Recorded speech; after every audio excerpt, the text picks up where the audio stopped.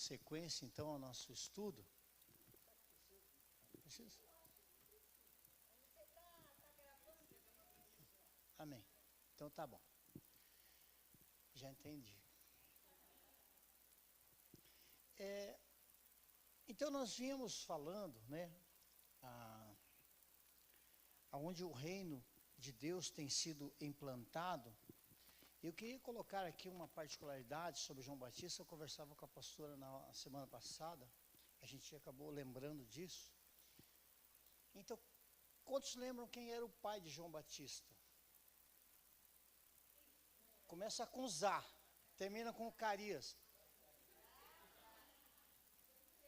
Lembraram? É o Zaca, né? Então Zacarias era sacerdote, certo? Lembram que o anjo foi lá, falou para ele, vai ficar mudo até nascer o menino e tal. Então Zacarias era da linhagem de Arão, ele era um levita da linhagem de Arão, que dava direito a serem sacerdotes. Pois bem, João Batista decidiu não seguir esse caminho, né? Então, a Bíblia não nos diz se Zacarias tinha outros filhos, mas provavelmente sim, porque a linhagem não podia ser interrompida, né? Então, os filhos, né, a questão do sacerdócio era passado, né, pela linhagem. Tinha que ser, né, todo levita, né, aliás, nem todos os levitas eram sacerdotes, apenas aqueles que vinham da linhagem de Arão, né? Pois bem, então João Batista, ele não segue, né, esse ministério do seu pai, esse sacerdócio, mas, porém, havia sobre ele, né, essa unção, essa questão espiritual, né, do sacerdócio.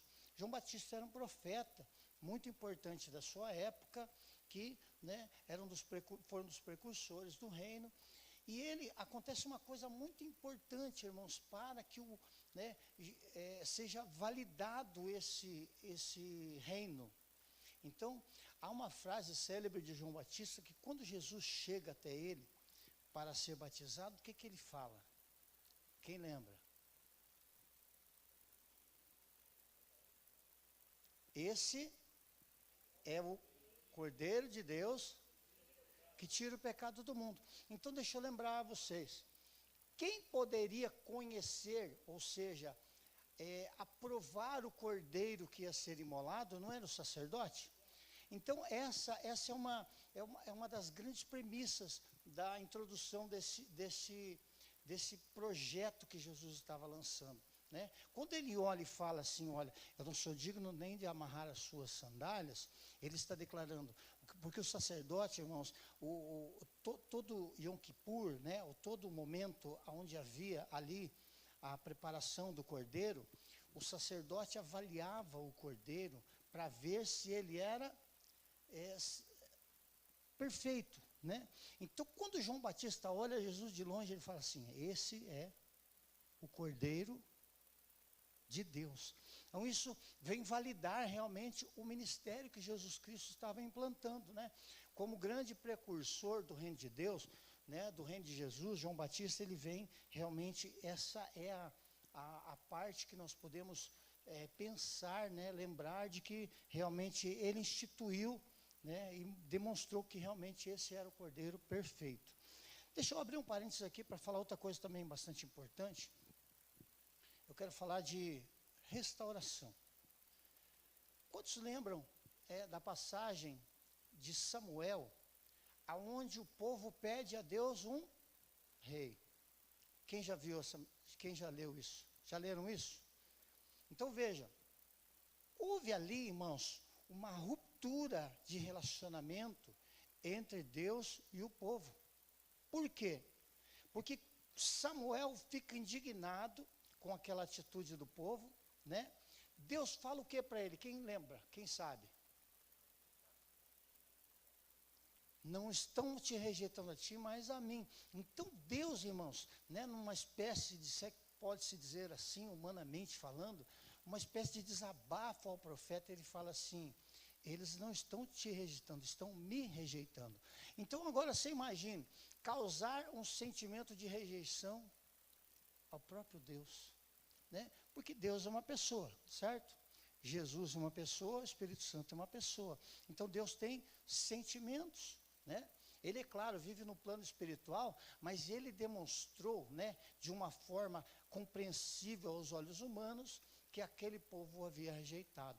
Pois bem, o tempo passou, os reis vieram, as linhagens foram estabelecidas, né, depois de Saul veio Davi, da qual seria, né, se transferiria a linhagem do rei que restauraria essa ruptura.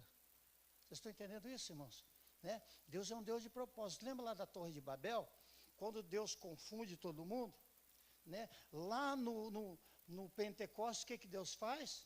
Deus mistura todas as línguas e ali o Espírito Santo passa a dar entendimento sobre diversas línguas.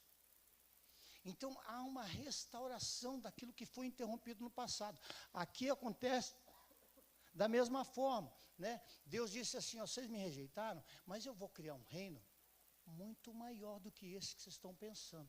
E aí vamos, né, dito isso, vamos entrar aqui nas características do reino, que significam, olha só, por que Deus estava instituindo um reino, né, que não era conforme as pessoas pensavam? Não, diga assim comigo, não físico, não político, não geográfico, ou seja, não é uma coisa humana visível, né? Olha, estou vendo o reino de Deus está entrando ali. Não, não é visível. E não é político como muitos pensavam, que Jesus Cristo, né, os próprios apóstolos, discípulos então, pensaram que Jesus ia vir com o poder e autoridade de um general de guerra, ia subjugar os romanos, ia destruir todo mundo. Israel seria recolocado na posição de povo de Deus, né, como, né, os cabeças novamente. Pedro esperava isso, né? Tiago e João, que eram os irmãos, né, mais nervosos dos discípulos. Então, você percebe que eles não tinham a compreensão exata do que era este reino. Nas palavras de Jesus, ele declara, porque o meu reino não é deste mundo. Então, quando ele fala, esse reino não é deste mundo, se você fosse um discípulo naquele momento, o que você ia entender? Quem me ajuda aí? Uma assombração, né? Norte, sul, leste, oeste. Né? É igual aquela historinha que o cara está passando no cemitério, ele fala assim, o cara crente, recém-convertido, né? Pois é, quando eu era desse mundo, né, eu tinha medo, mas agora eu não sou mais desse mundo, então aí o cara correu, né, porque achou que era um fantasma. Então, irmãos, quando Jesus, ele começa a despertar o entendimento do que é este reino realmente, ele choca as pessoas. As pessoas não conseguem compreender porque elas estão esperando um reino físico, político, e que esteja em algum lugar, que seja palpável. Por que o povo de Israel queria um rei? Não queria que Deus fosse o comandante, porque eles queriam um rei que se pudesse ver, a uma autoridade palpável, visível, um cara que estivesse na frente da guerra, com a sua espada, e vencendo, e com estratégias militares. Mas Jesus choca esse povo, dizendo assim, ei, não é nada disso. O que isso me traz de ensinamento nos dias de hoje? Tudo que nós pudermos imaginar sobre Deus, não é. Nós não temos essa capacidade. Deus, ele vai ministrando sobre nós pequenas porções de entendimento para que nós venhamos a conectar esses cada pontos, né? E a unidade da igreja, a unidade das pessoas que estão dentro desse reino, vão conectar essas pequenas partes para dar sentido a um todo. Vocês entenderam isso, irmãos? Então, você sozinho, né? Vamos fazer uma dinâmica aqui para melhorar aqui. Cadê? Vem cá, Jesus. Você vai ser o Jesus. Vem cá, pastor Adélio. Jesus é o número 1. Certo? Vem cá, pastor Altinir. Você é o 0, tá bom? Você é um 0. Tá bom? Vem aqui, ó. É. O pastor Otinir, junto com o número 1, que é Jesus, é o quê? Um zero, não, um zero à esquerda, não é? Ah, não é isso? Porque o zero à direita, não, é o contrário, né? É, olhando daqui sim, né? É o que eu estava olhando de costas. Olhando daqui, então, você junto com Jesus é 10. Vem aqui, pastor Pedro. Você junto com Jesus e junto com outro zero, irmão, é 100. Amém? Fica aqui, pastor. Ah, aí mesmo. 100. Agora, se eu tirar o Jesus da história, o que adianta? O que ficou aqueles dois ali? E se eu pegar o Jesus e levar para o lado de lá? 001. Observe que o valor do 1 nunca muda. Mas o valor do 0 só muda quando ele está do lado certo. Amém? Obrigado, irmãos. É uma coisa importante de se aprender.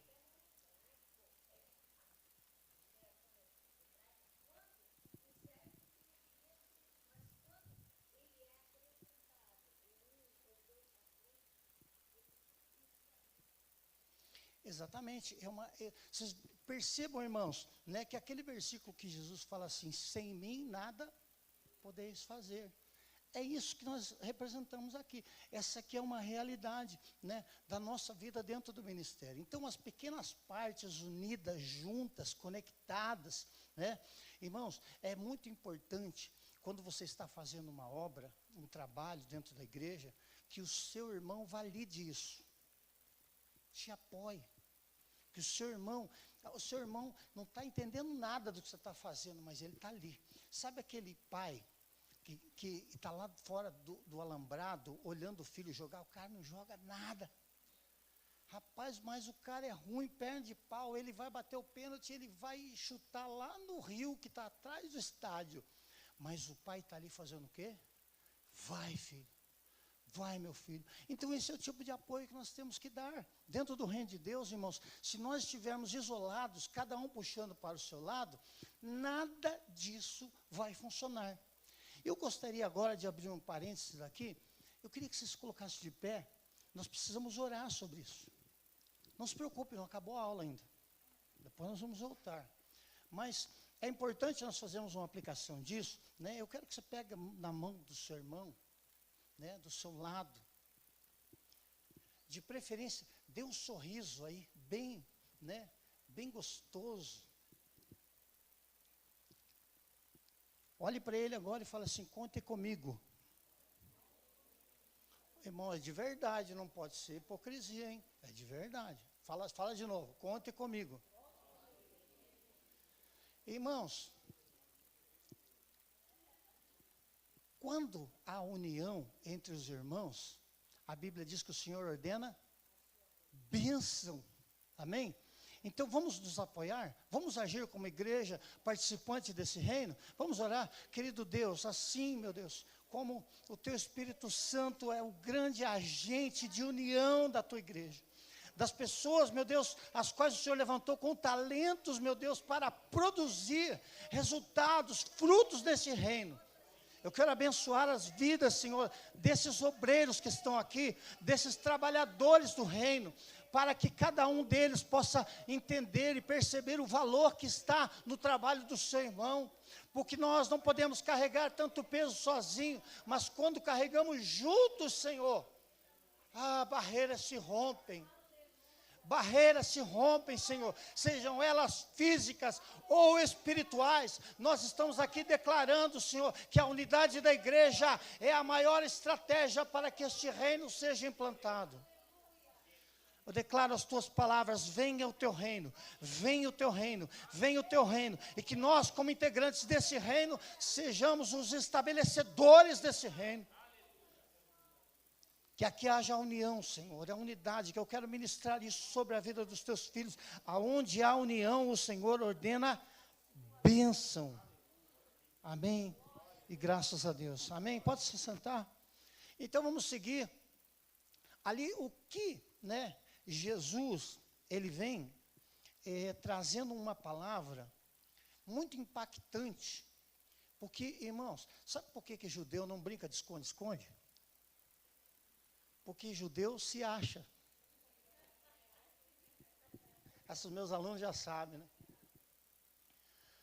Judeu, irmãos, Pedro era um camarada autêntico judeu, não é arrogância, não é maldade deles, é o que os caras acham. Quando Deus falou assim, vocês são a nação mais importante da terra, os caras acreditaram mesmo nisso.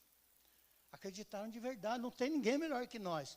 Então, irmãos, a arrogância natural do judeu era uma barreira muito grande contra o arrependimento. Se você se acha o máximo, você não se arrepende de nada.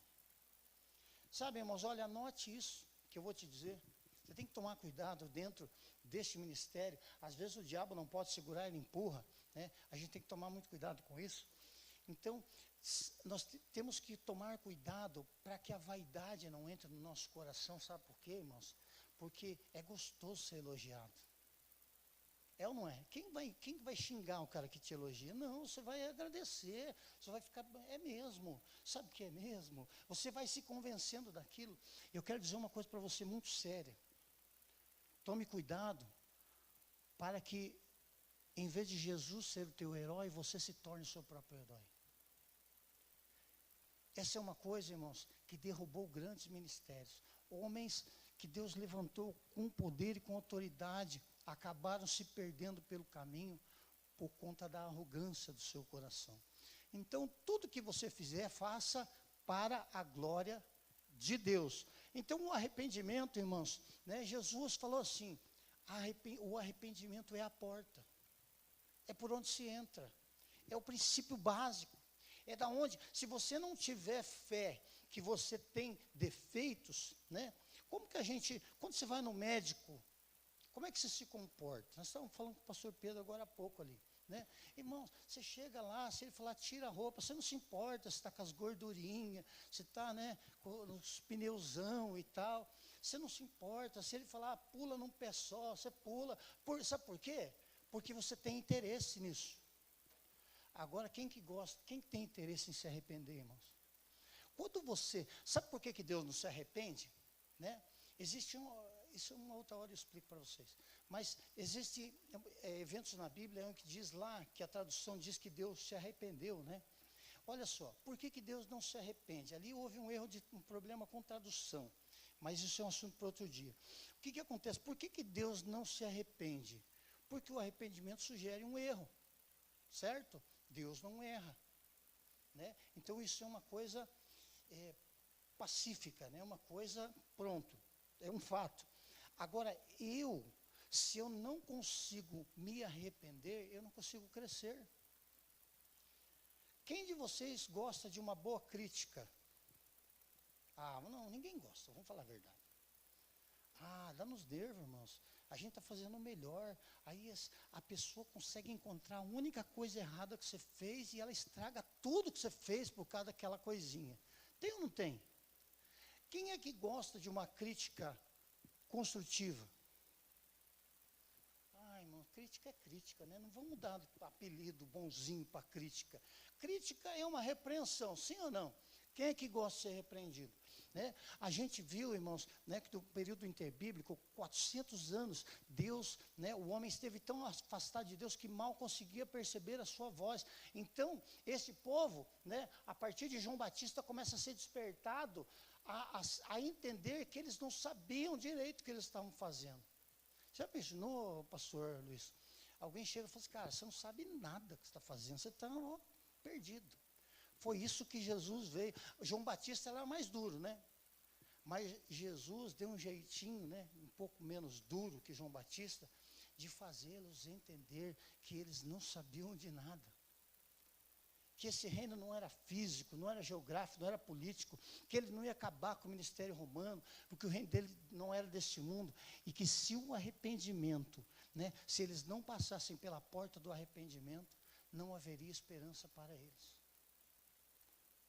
A salvação vem pelo arrependimento? Não, vem pela fé, amém? Mas o arrependimento é um dos artifícios pelos quais você movimenta a sua fé. Se você não tiver fé, você não vai se arrepender, né? Então, né, a sequência ali, nós vemos, né, no diálogo de Jesus com Nicodemos, é preciso nascer de novo. Então vamos orar de novo?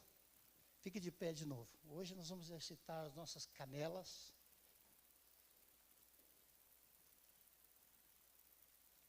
Quem acha que precisa nascer de novo todo dia? Você acha? Se você tiver essa consciência, meu irmão, a cada dia você vai crescer. Vou usar as palavras do pastor Davi lá.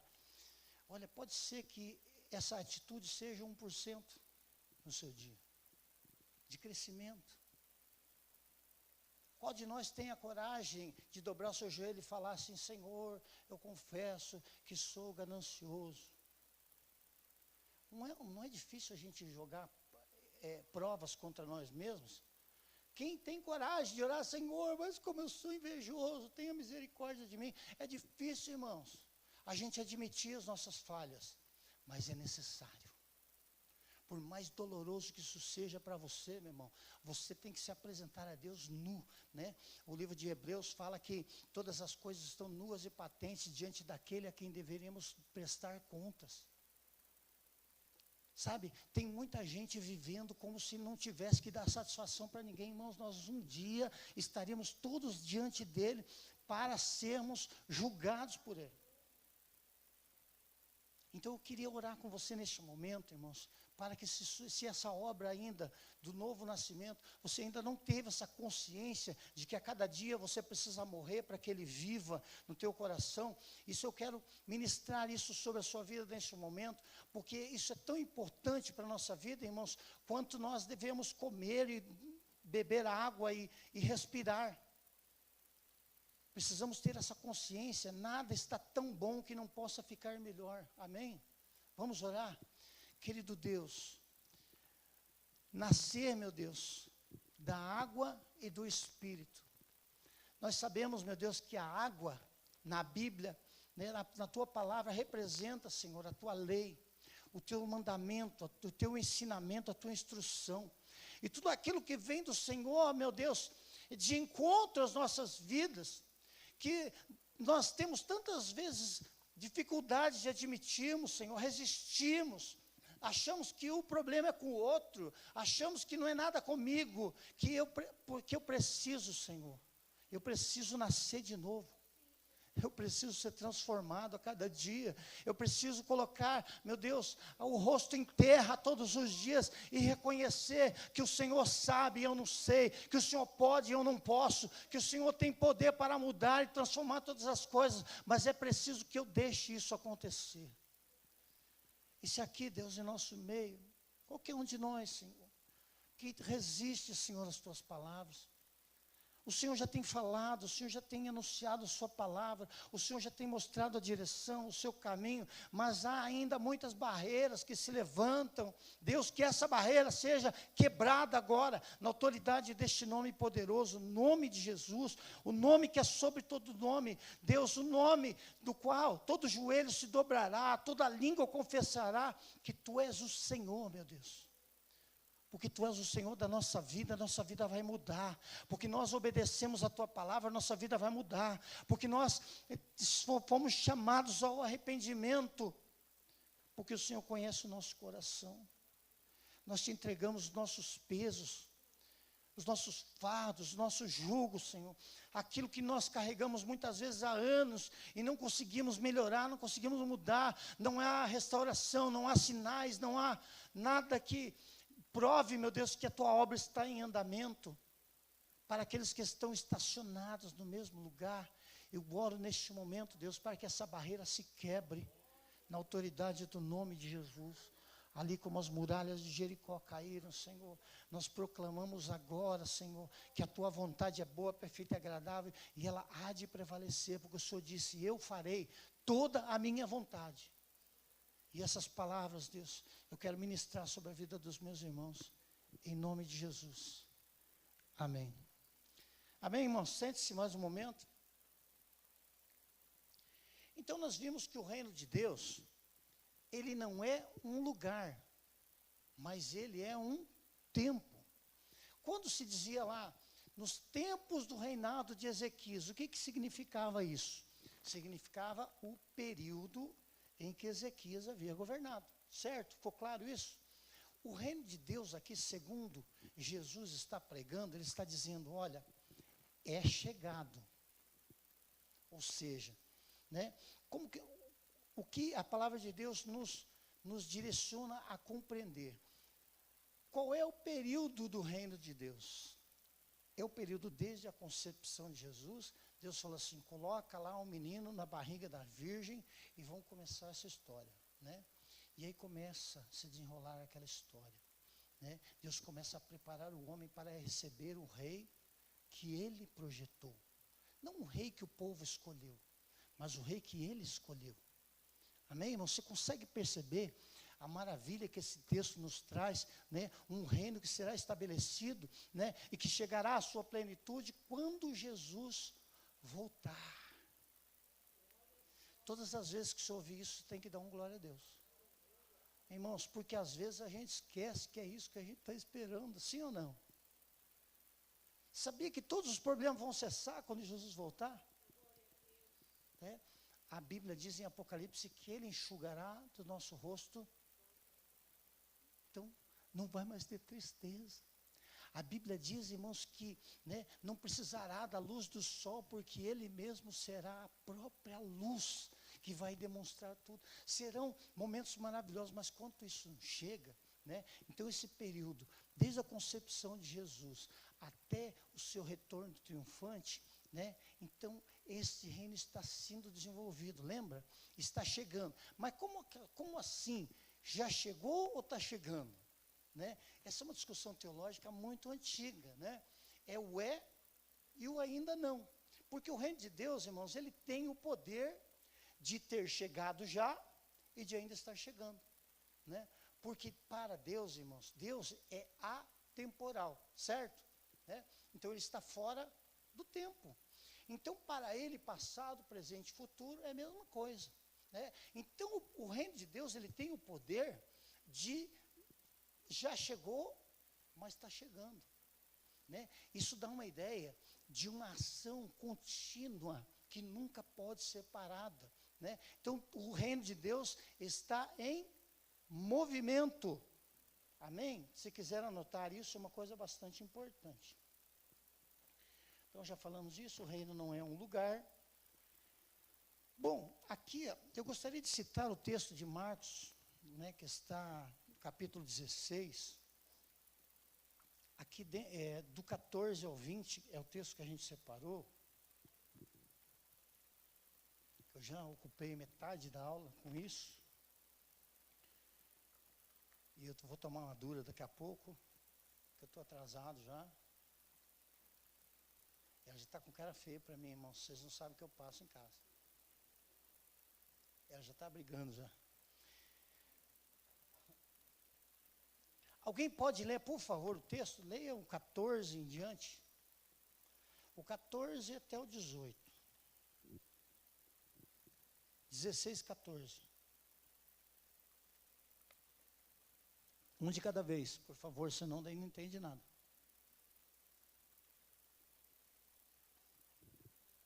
Você trouxe a minha Bíblia? Não? Ah, tá lá. Vamos ler então, olha lá. Mais tarde, Jesus apareceu aos 11 enquanto eles comiam e censurou. Nossa!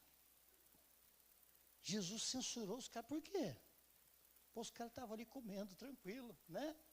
Então Jesus censurou-lhes a incredulidade, a dureza de coração, porque não acreditaram nos que o tinham visto depois de ressurreto.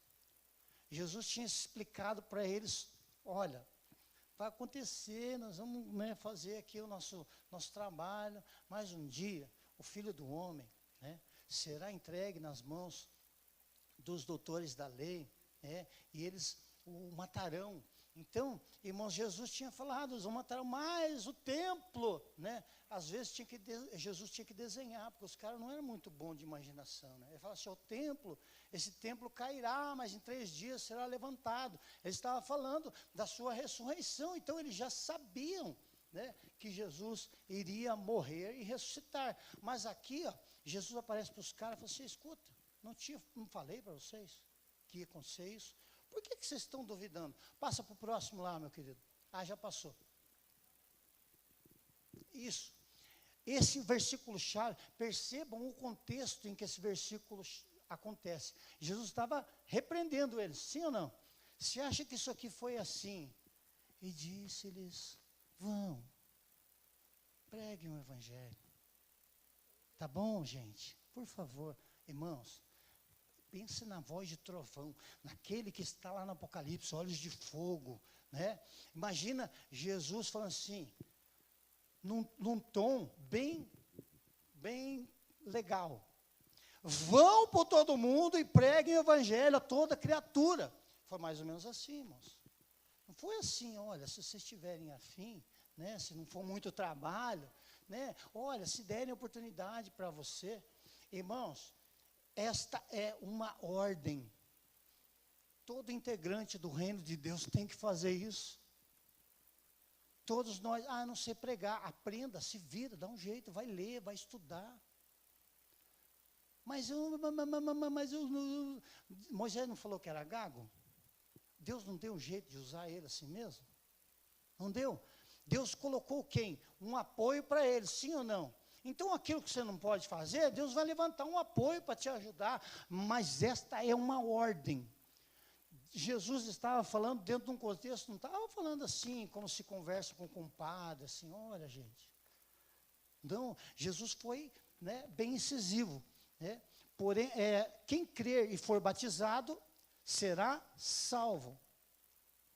Quem, porém, não crer, será condenado. Lembra que nós falamos semana passada que a diferença entre nós e o diabo?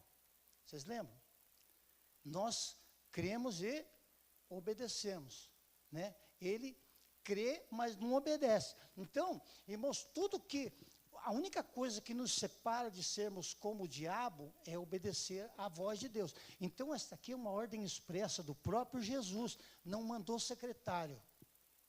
Não mandou um telegrama, um bilhete dizendo assim, olha, isso aqui, né, se for possível. Então, esta é uma ordem. E ele, né, assevera isso dizendo, olha, isso está ligado à salvação. Diga.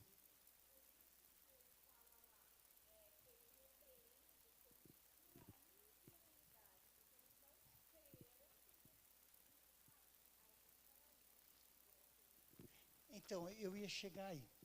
A base, irmãos, ela gosta de estragar as coisas, mas a base, não é, minha esposa é uma benção, a base de toda a fé é o quê? Jesus Cristo morreu e, não é assim?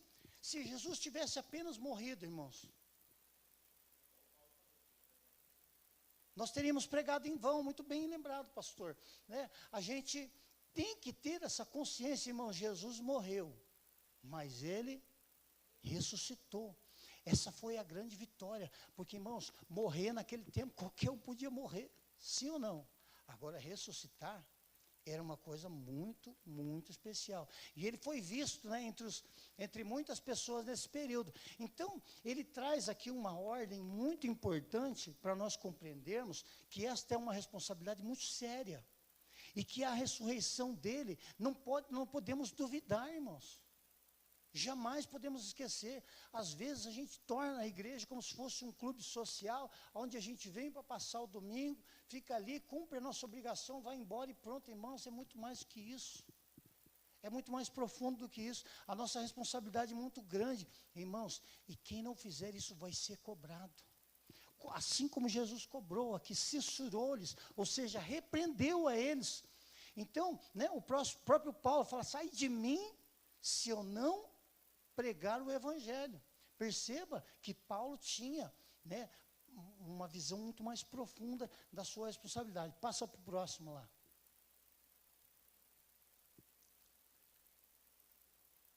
Aqui, irmãos, esse versículo é fantástico. Isso aqui você devia decorar. Porque esta é a consequência de pregar o Evangelho.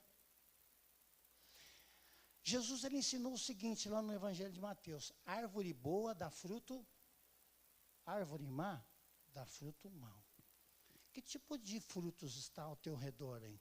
Tem fruto bom ou fruto mau? Você tem observado esses frutos?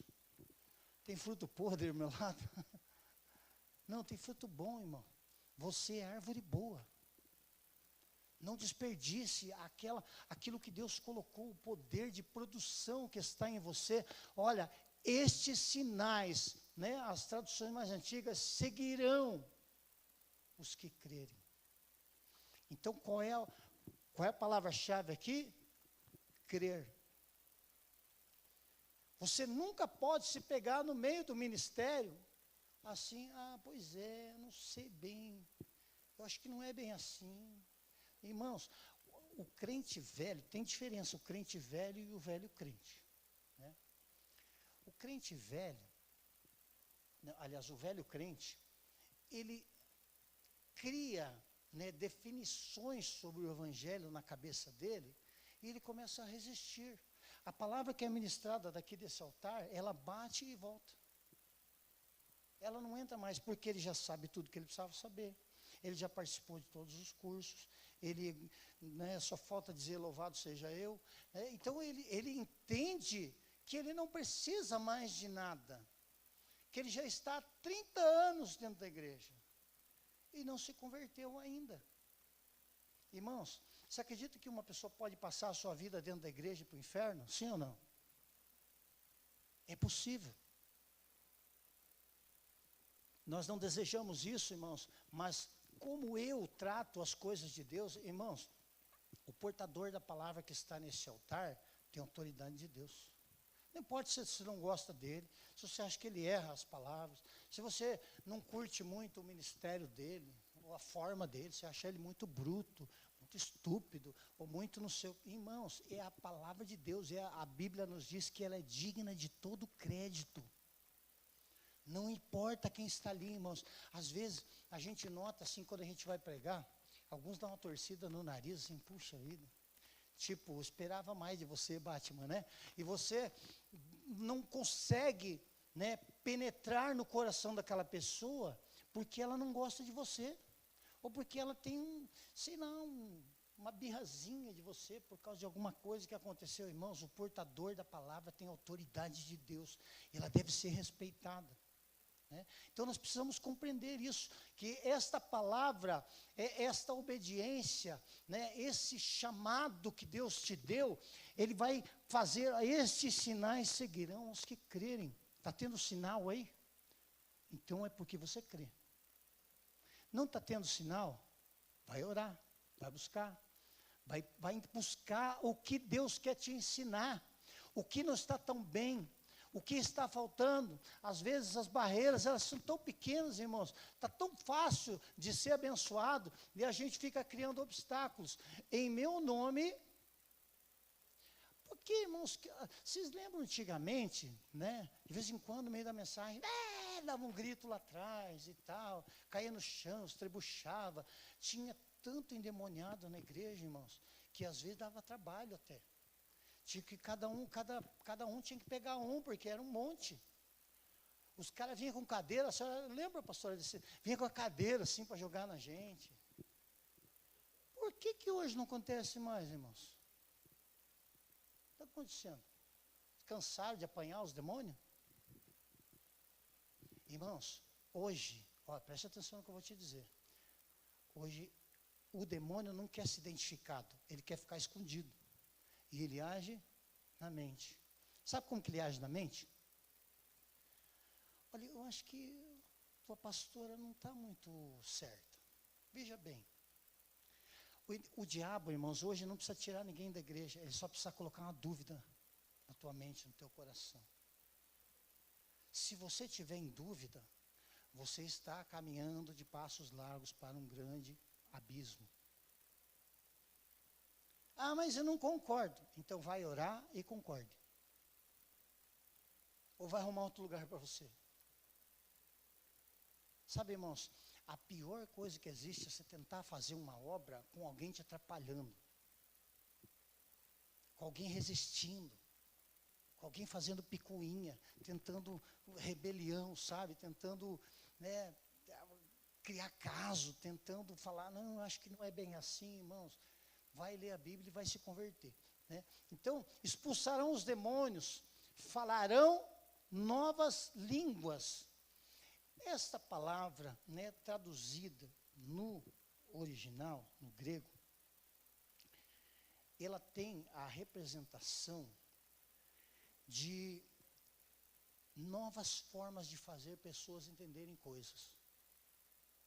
Parece meio longo, mas é isso mesmo. É como se Deus, pastora, te desse uma estratégia diferente para chegar naquele lugar que Ele quer que você chegue. É como se fosse um novo idioma, uma nova forma de comunicar que naturalmente aquela pessoa não compreenderia. Ou seja, é uma autoridade espiritual para entrar em lugares mais inacessíveis. Vocês entenderam isso? Essa é a tradução do idioma original, né? Porque Marcos foi escrito em grego, né? O grego dá essa atribuição a essas palavras, né? Aqui não está falando exatamente do dom de línguas do Espírito Santo, está falando de um novo acesso, né? Com uma autoridade espiritual mais elevada, né? É aquela argumentação que convence todo mundo. É como se fosse uma autoridade espiritual acima dos níveis normais. Sabe aquela palavra, pastora, que você ministra na vida de uma pessoa, que você chega em casa e depois, meu Deus do céu, de onde veio isso? É essa autoridade. É aquilo que até te surpreende, até você, de onde que eu arranjei isso? Foi dali, foi desse talento que Deus ministrou sobre nós, sobre a igreja, né? Por que nós temos, né? Às vezes a pessoa tem uma palavra, uma revelação de Deus sobre um tema, sobre uma pessoa, sobre uma situação, né? Por que isso acontece? Porque essa é uma coisa que não é todo mundo que faz. Esse é um dom, né, que é ministrado pelo Espírito Santo na vida de algumas pessoas, não de todas, né? Então essa é uma questão importante para se entender, uma ferramenta do reino, né, de Deus.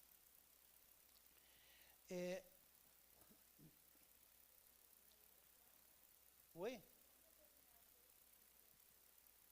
Tá bom. Vamos seguir ali então. É que eu queria ver se eu não tinha esquecido nada. Segue lá o 18, por favor. Olha só. Aqui está falando de coisas não comuns.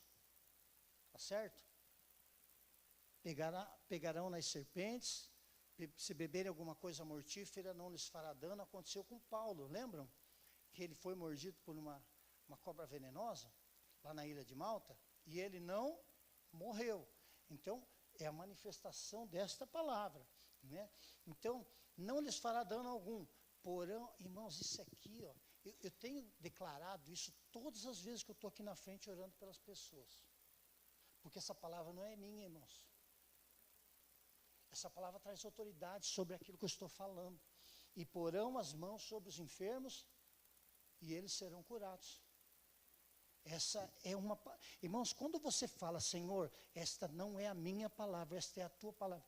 Eu estou sentindo, irmãos, unção de Deus aqui. Deus está ministrando cura sobre a nossa vida. Deus está te dando autoridade. Aleluia. Ai, glória a Deus. Nós precisamos exercitar isso, irmãos. Nós precisamos mover isso. Eu queria, junto com vocês, né? Pastor Pedro, o senhor me permite? Eu queria orar pelo senhor. Vem cá. Eu queria que nós orássemos, todos nós.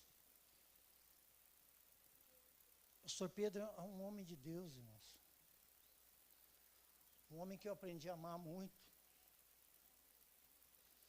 Quando ele sobe nesse altar para pregar, Deus fala muito comigo. Ele tem sido um agente de esperança na minha vida. Porque eu vou para casa, eu vou pensar na mensagem, e Deus tem me abençoado através da vida dele. E eu queria agora, não sozinho, mas com você, orar pela saúde dele. Nós cremos que ele já está curado. Seja o que for, não sabemos, mas o Senhor conhece. Então eu queria que você exercitasse isso agora comigo. Colocarão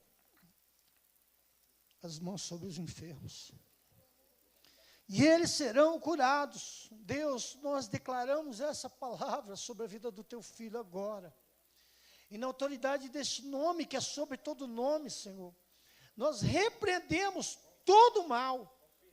Nós clamamos como servos do teu reino, como aqueles que têm fé, que creem na tua palavra. Nós sabemos, meu Deus, que o Senhor o criou perfeitamente. E nós declaramos que cada parte do seu corpo está agora funcionando perfeitamente. Receba a força do céu agora sobre a sua vida. Receba a unção do céu sobre a sua vida agora. Todas as partes do seu corpo sejam tocadas agora pela unção saradora do Espírito Rabachuri Mahasheri Cantalamarás. Espírito Santo de Deus está aqui.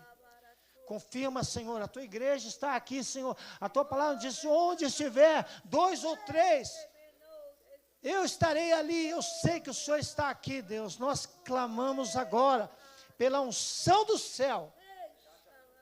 Oh, Deus, nós clamamos pela vida dele agora, Deus, como teu servo, como aquele que professa a tua palavra, como aquele, meu Deus, que não se envergonha da tua palavra. Ele tem dito, Senhor, as palavras que o Senhor coloca para ele, e tem sido bênção nas nossas vidas. E nós queremos agora abençoá-lo, Senhor, com bênçãos do céu e da terra. Receba, pastor, em nome de Jesus agora, sobre a tua vida, que o teu corpo tenha saúde agora. Eu ministro sobre a sua vida agora, em nome de Jesus. Aleluia.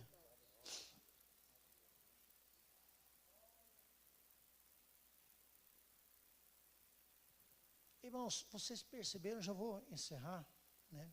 A minha esposa já me deu 2 cartões amarelos.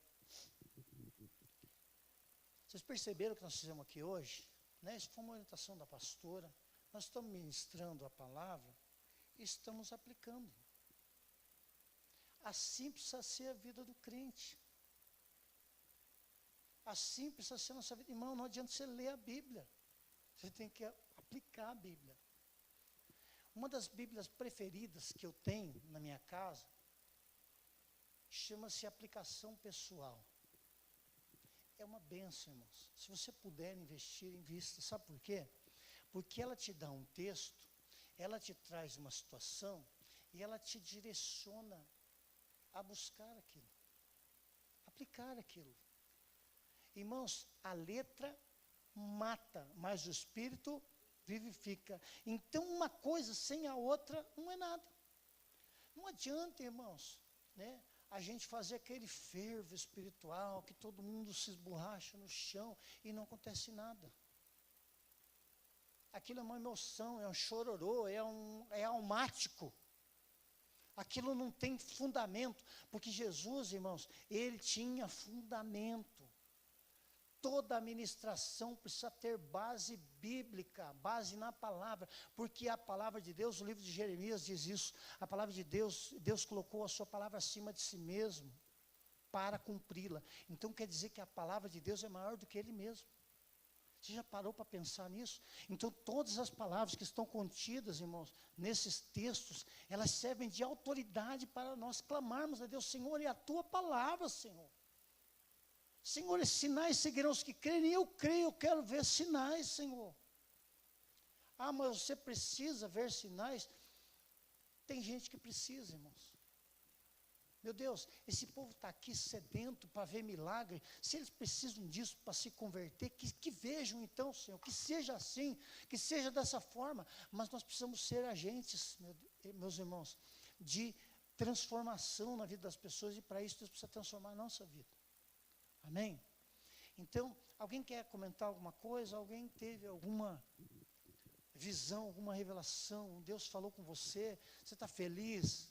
Né? Você está esperando algo de Deus? Essa é a hora de se manifestar.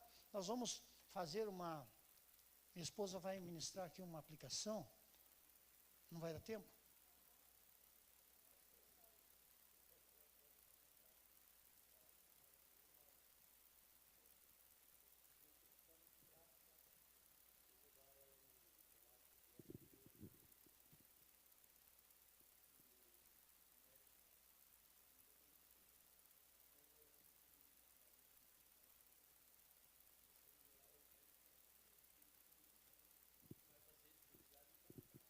Que sorte, pastor.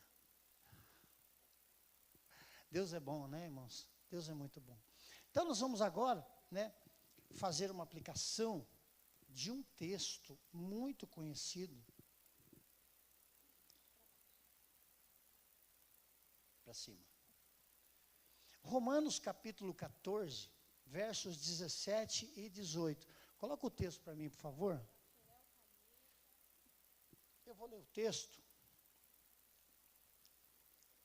Meu Deus, como eu fico feio na câmera, amor. Misericórdia. É que eu sou feio mesmo, né? Você quer ficar bonito, que jeito? Quer fazer milagre? A câmera só mostra, irmãos, o que é realmente, né? Então não adianta. Então vamos lá. Porque o reino... Quantos já viram e conhecem esse versículo? Porque o reino de Deus não é comida e nem bebida, mas justiça, paz e alegria no Espírito Santo. Porque quem nisto serve a Cristo, agradável é a Deus e aceito aos homens. É só até o 18? Até o 20? Até aí. Então, irmãos, o que eu gostaria que vocês fizessem? Todo texto bíblico, ele tem palavras-chave. Então, eu gostaria que você lesse o texto mais uma vez e anotasse palavras-chave. Você vai se surpreender com as coisas que vão acontecer quando você fizer isso. Você começa a preencher as palavras-chave e elas parecem coisas isoladas, porém, o Espírito Santo vai conectando e vai criando ideias a esse respeito. Algumas coisas vão para um lado, outras coisas vão para outro, mas o texto, irmãos, ele deve ter a sua fidelidade. Lembra que nós falamos? Não force o texto. Leia o texto e compreenda, né? Então, separe as palavras-chave desse texto, e se alguém gostaria, né, depois nós vamos dar oportunidade para alguém que quiser comentar alguma coisa que Deus ministrou aí, né, dentro desse tema, tá, irmão? Não vamos dar a volta lá na Arca de Noé, não tem nada a ver, tá bom? Nós vamos fazer sobre esse texto. Porque o reino de Deus não é comida nem bebida, mas justiça, paz e alegria no Espírito Santo. Porque quem nisto serve, atenção para esse verso, tá? Porque quem nisto serve a Cristo, agradável é a Deus e aceito pelos homens. Vamos dar um tempinho aí para vocês, tá bom?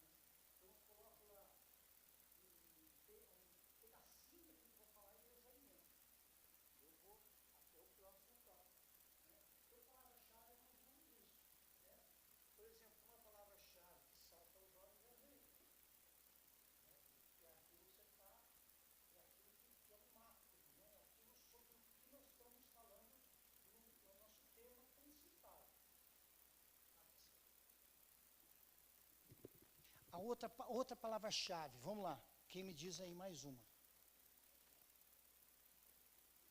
Que? Justiça. Bom. Que mais? Serve. Uma palavra muito chave. Tem a ver com o reino ou não tem? Então, olha só. Você percebe que as coisas vão se ligando, né? O que mais?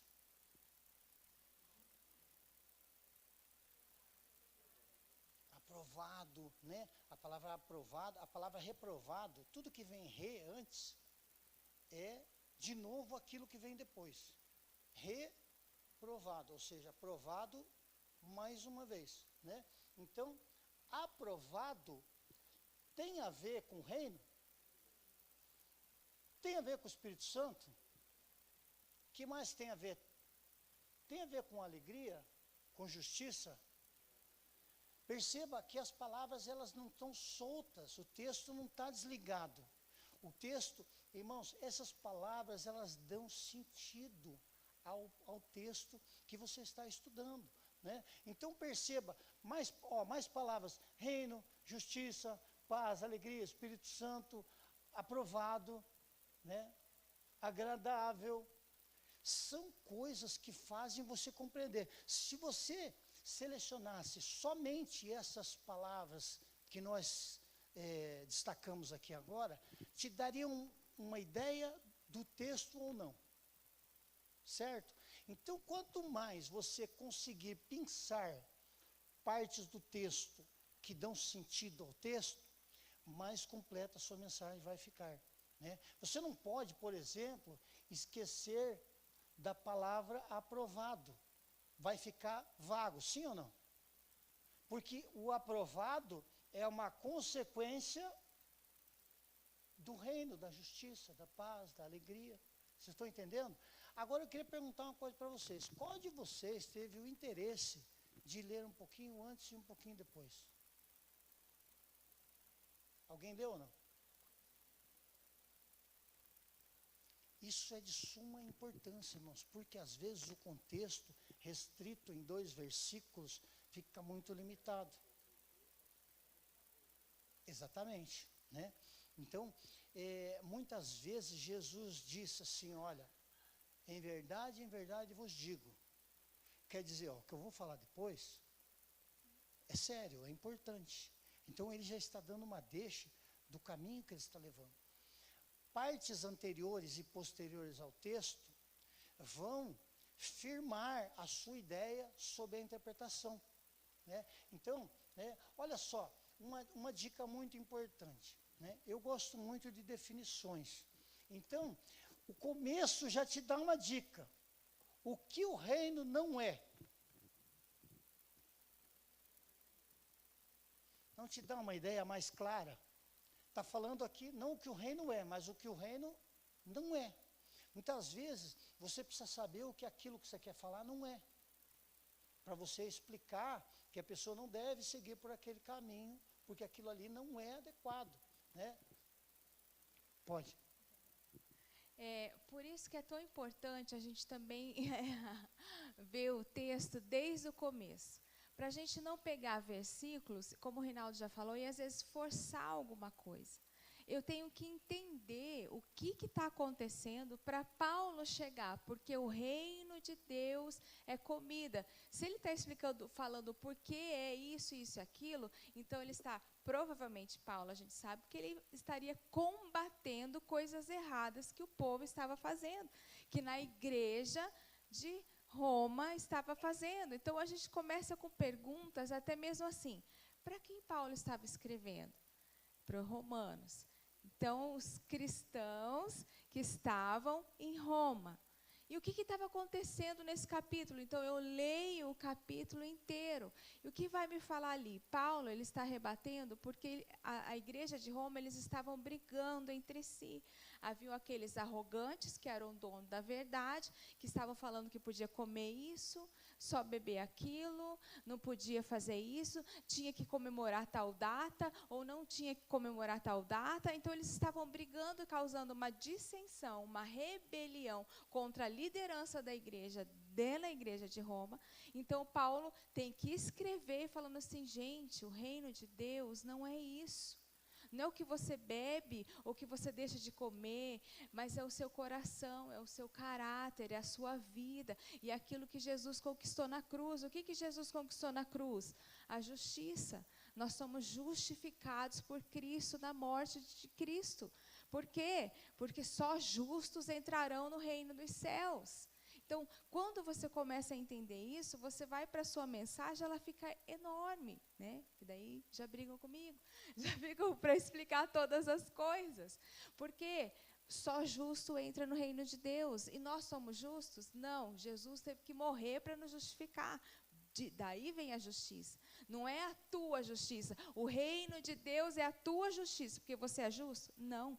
É a justiça que Jesus fez em nossa vida. É a paz, porque só existe paz em Cristo Jesus. Só existe alegria em Cristo Jesus, no Espírito, porque o Espírito Santo é o agente do reino nessa terra agora. Então, Paulo estava falando, não se preocupem com todas essas coisas. Se preocupem em ser cheios do poder do Espírito Santo, porque é tudo do Espírito Santo. Em servir a Cristo, porque aí nós agradamos a Deus. Amém? Leiam o texto para que a gente não pregue coisas erradas. Para que a gente não fale coisas erradas, não ensine coisas erradas. Porque o nosso intuito aqui é ensinar vocês a ministrar dentro das células de vocês. Ou quando chegam aquelas pessoas novas convertidas que vêm perguntar coisas que a gente, básicas, que a gente precisa entender, né? Então, isso traz conhecimento, agrega na sua mensagem, né, valida, te dá uma autoridade, porque você não vai pegar somente um texto único e fazer uma mensagem. Não, é necessário ler todo o texto. Amém? Amém, irmãos? Paulo não fundou essa igreja em Roma. Agora, você imagina, você pregar, porque para ele pregar em Éfeso, né, em Tessalônica, nos lugares onde ele criou as igrejas, era outro papo, porque ele era autoridade lá. Mas na igreja que ele não fundou, ele não tinha tanta autoridade assim. Então, ele pregou palavras duras para um povo duro. E pela graça de Deus, ele tinha realmente essa forma inteligente de trazer uma mudança de entendimento, né? Já dizia ele, né, para que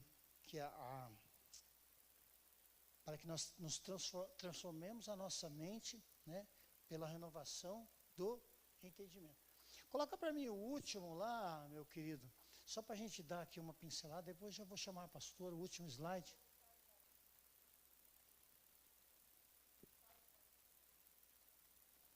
Pode seguir até o final. Olha só, nós vamos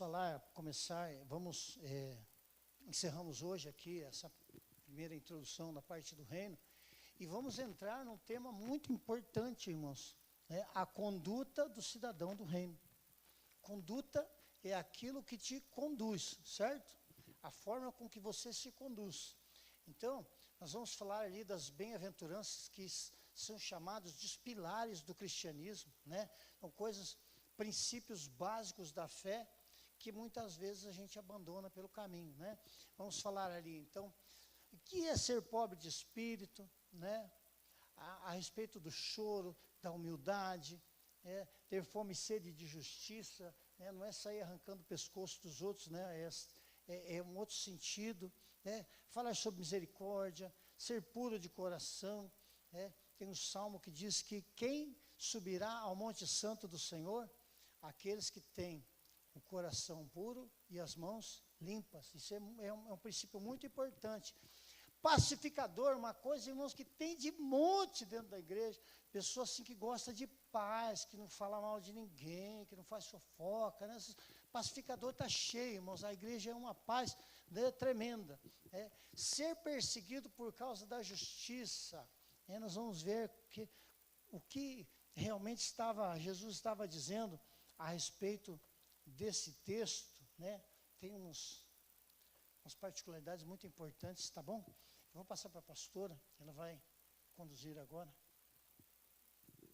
Graças a Deus. Nós queremos já encerrar a live. Deus abençoe a todos que estão nos assistindo, nos prestigiando. Deus abençoe a vida de vocês.